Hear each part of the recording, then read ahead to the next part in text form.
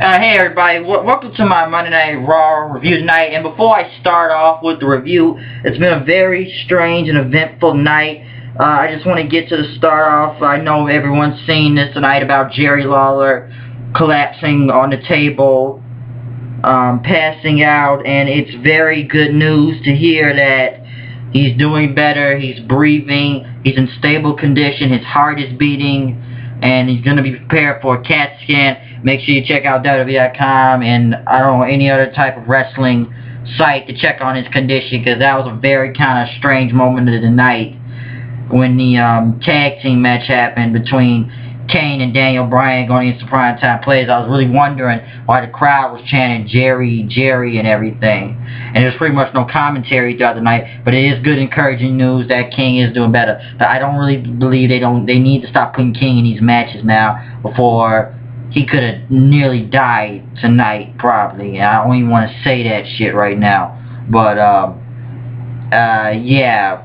So, get well to Jerry King Lawler. Let's hope everything goes out okay, like they're saying, from the hospital in Montreal. But let's start off with the Monday Night Raw review with Bret Hart. He's here tonight.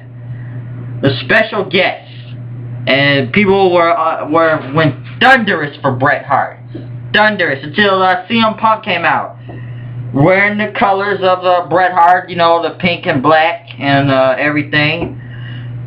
And he came out there saying he was pretty much a shell of a man what he used to be, kind of like how he's Shawn Michaels and how you got screwed so many years ago and just walked off the WCW because if Punk with the WCW, WWE dead right now. But I like this crowd tonight from Montreal. They shitted on everybody tonight, if you ask me. I didn't know they were going to chant "Shut the fuck up" tonight to CM Punk, and I never get why Montreal says "Ole, ole, ole, ole, ole." I don't know. They always call that Montreal like Bizarro Town. It is a little bizarre. I've seen this in the past in WWE events. Look at SummerSlam years ago, or Breaking Point or something. Look up that. But it was very weird, and it was good to hear asshole chant for once in a while. And it was a real good show, I'll say that. It was good to hear that chant again, and Punk pretty much said he's the best in the world, and he doesn't know nothing about and Bret Hart knows nothing about respect. Like he likes to shoot. It's sometimes like more of a shoot at the time what CM Punk is doing. But moving on to the show, Kofi Kingston and Truth going against Miz and Antonio Cesaro, Night of Champions Battle Royale. We'll see who will face Antonio Cesaro for the United States Championship later on that night of Night of Champions. Kofi and Truth picked up the win. Trouble in Paradise. The Sheamus interview thing with Otunga and Ricardo Rodriguez was very strange. It was funny, but the yes chance came, but then he said he was Jewish, and he says, it was somewhat funny, but not that funny. But it was funny a little, though. And he just kicked the camera then. Eve, Caitlyn, Layla going against Beth Phoenix, Alicia Fox, and Natalya. Eve picking up the win, that whatever reverse kind of suplex type of thing. I don't know. Won the match.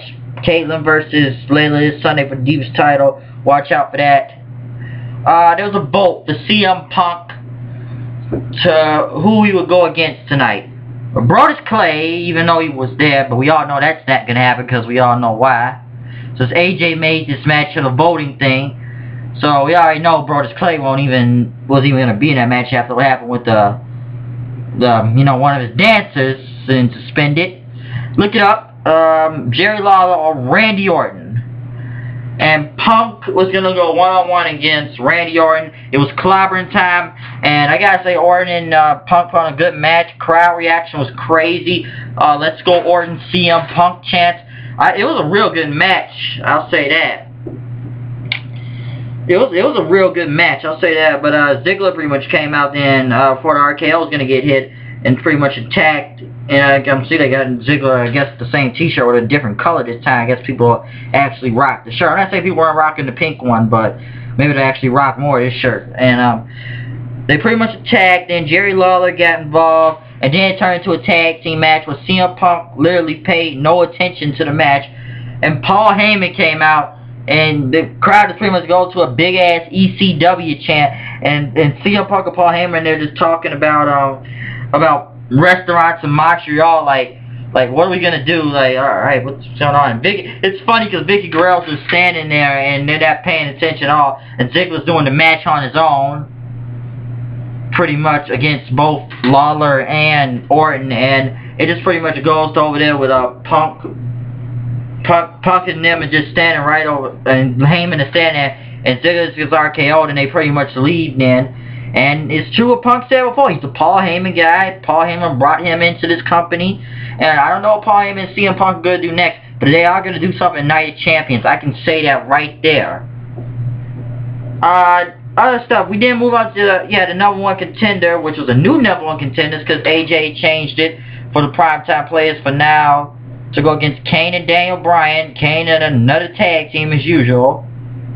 And I guess that's what a Jerry Lawler thing, you know, him collapsing, and Kane and Bryan won the match, even though Kane chokeslammed Bryan onto Darren Young. They got the win, and they are the number one contenders to go against Kofi and Truth this Sunday for the tag team titles.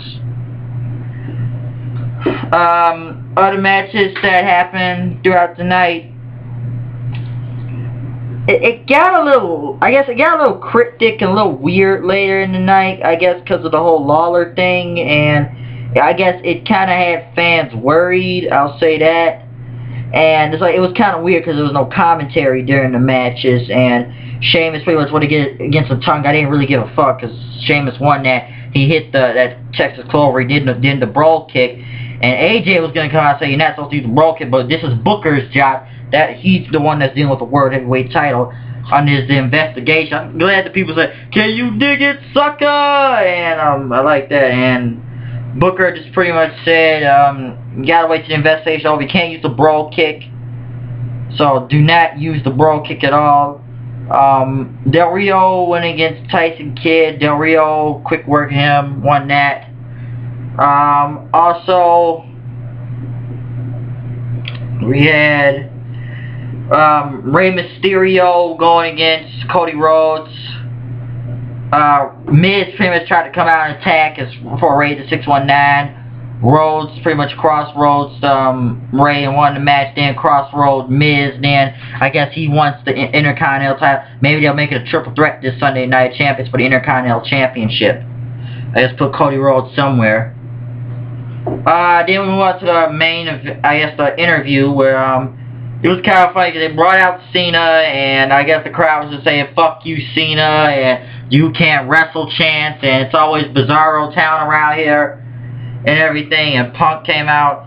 I don't know who got the bigger boos, though. I guess you can count CM Punk as a heel over there, because last week, we were all, come on, I'm from Chicago, and come on, people were all over for CM Punk, so they really were on for him, and Cena, and I believe it is some kind of political thing, though. Even though Cena said it's not.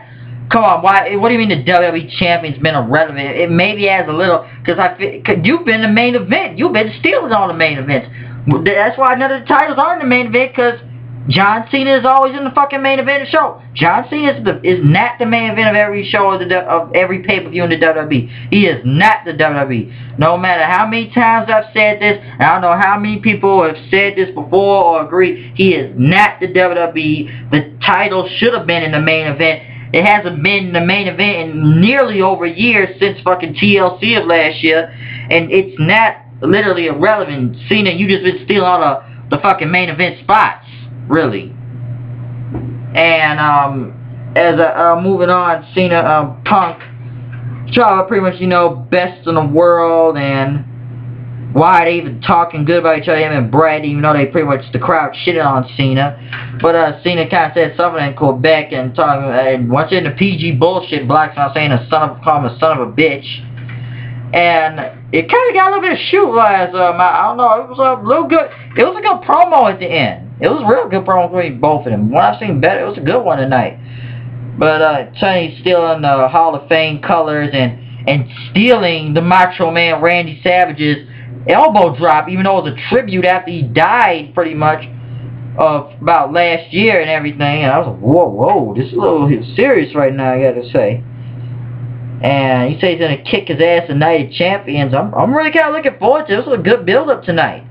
And he tried to punch Bret, so he tried to punch Bret Hart, and Cena blocked it. Then he tried to punch Bret, but Bret knocked him down. But I gotta say, that was a fucking good promo at the end of the show between Cena and CM Punk.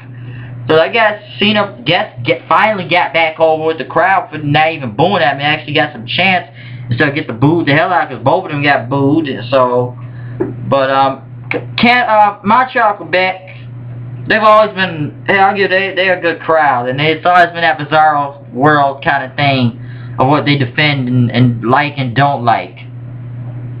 Because even I ain't forgot about Heath Slater going against Ryback, winning that, especially the Goldberg chance is still here. But I'm getting out the show right here. It was a good Raw tonight. It's been a very strange and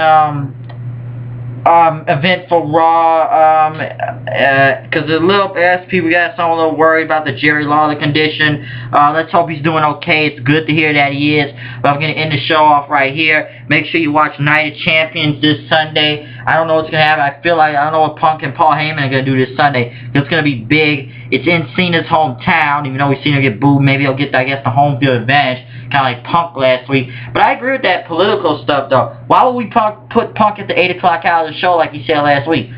Huh? Why can't you put him later in the show? He's the fucking WWE champion. And even Sheamus the world champion. At least he gets a later time, at least. But I'm going to end it off right here. Keep commenting, subscribe, you know, me, HWLD. I'm not even going to step in that right now. But keep supporting the show, keep watching the videos. Let's hope Jerry Lawler gets better, and I guess putting him in the match is not even a good idea. This is some real shit that's happened, so let's hope the updates get better, and not hope for the worst and hope for the better, because it's going real good and it's getting encouraging. So I'm going to be out here. Peace, and hey, watch out for the pay-per-view this Sunday. Hell, maybe I'll do some live reactions out of here.